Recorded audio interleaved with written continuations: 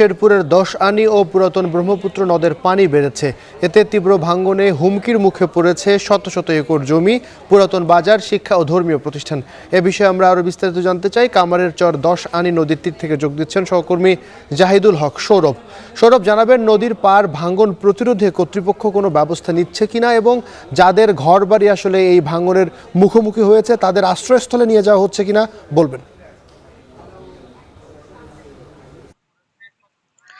জি আবির, অন্যান্য জেলার মতো কিন্তু শেরপুরেও টানা বৃষ্টি এবং পাহাড়ি ঢলে কিন্তু নদীর পানিগুলি দ্রুতই বেড়ে যাচ্ছে। আর এই পানি বৃদ্ধির ফলে কিন্তু শেরপুরের দশানী নদী এবং যে পুরাতন ব্রহ্মপুত্র রয়েছে সেদিকে কিন্তু তীব্র ভাঙন দেখা দিয়েছে। তো আমি যদি ভাঙনের কথা একটু জানাই, স্থানীয়দের সাথে আমার কথা হয়েছে, আমরা সকাল থেকে ফলো করছিলাম বিষয়গুলি।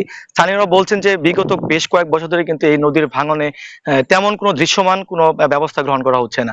তো তারা বলছে যে এইভাবে যদি ভাঙন হতে থাকে তাহলে কিন্তু তাদের যে বসত ভিটা রয়েছে, আবাদি জমি রয়েছে, সেগুলি কিন্তু তীব্র হুমকির মুখে রয়েছে। আমি যদি পরিসংখ্যান জানাই যে বিগত কয়েক বছরের মধ্যে কিন্তু প্রায় 100 একর জমি এবং বেশ প্রায় 100-র উপরে কিন্তু বসত ভিটা এই দশানী নদী এবং প্রথম ব্রহ্মপুত্রের নদীগর্ভে কিন্তু বিলীন হয়েছে। তো না, আমি আরেকটা বিষয় জানিয়ে রাখি, এখন পর্যন্ত যে তথ্যটি আমার কাছে রয়েছে সেটা হচ্ছে প্রায় 100 বছরের একটি দ্বিতলা বিশিষ্ট মসজিদ, তারপর হচ্ছে একটি সরকারি প্রাথমিক বিদ্যালয় এবং প্রাচীন একটি বাজারও কিন্তু একদম নদী গর্ভে রয়েছে, নদীর তীরবর্তী রয়েছে। তো স্থানীয়রা বলছে যে দ্রুত সময়ের মধ্যে যদি এই ব্যবস্থা গ্রহণ করা না হয় তাহলে কিন্তু এই প্রতিষ্ঠানগুলো কিন্তু নদীগর্ভে বিলীন হবে। তো স্থানীয়রা বলছেন যে মূলত পানি উন্নয়ন বোর্ড বা উপজেলা প্রশাসন বা যে স্থানীয় যে চেয়ারম্যান রয়েছে তারা কিন্তু নিয়মিত তাদের সাথে যোগাযোগ করছেন। এই বিষয়ে আমরা পানি উন্নয়ন বোর্ডের সাথে কথা বলেছিলাম।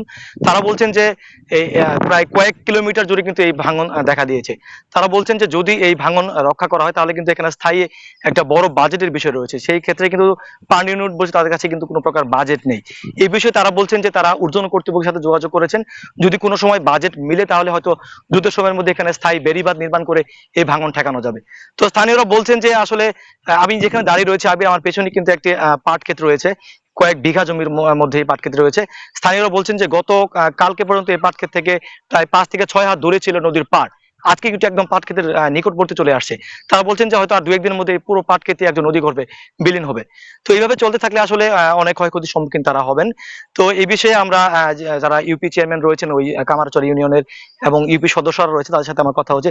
তারা বলছেন তারা জেলা প্রশাসন, উপজেলা প্রশাসন এবং হচ্ছে পানি উন্নয়ন বোর্ডের সাথে নিয়মিত যোগাযোগ করছেন। তো এছাড়াও আমাদের শেরপুরে যে অন্যান্য নদ নদীগুলি রয়েছে সেগুলোর কিন্তু পানি দ্রুতই বৃদ্ধি হচ্ছে। তো না, এই ছিল শেরপুর দশানী এবং পুরাতন ব্রহ্মপুত্রের সর্বশেষ তথ্য আমার কাছে। টানা বৃষ্টিতে শেরপুরে 10 আনি এবং ব্রহ্মপুত্র নদের পানি বেড়েছে এবং একই সাথে ভাঙনের সৃষ্টি হয়েছে, সেই খবর জানছিলাম।